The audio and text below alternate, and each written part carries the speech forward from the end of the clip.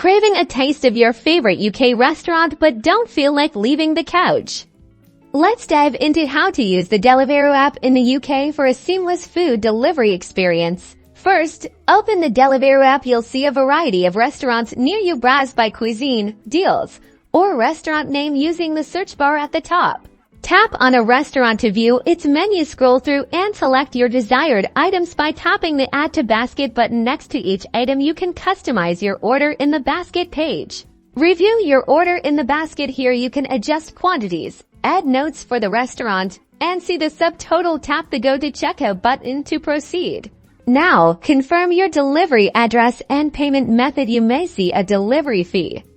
This varies depending on distance and restaurant. Double-check your order and then tap Place Order to finalize everything.